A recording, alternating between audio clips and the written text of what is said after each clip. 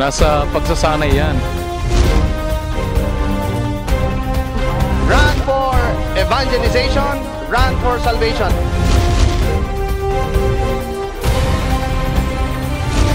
Nauna nang tumakbo ang kapatid na Ed at ang kapatid na Daniel. Diretso lang, walang titigil, walang hihinto, walang atras.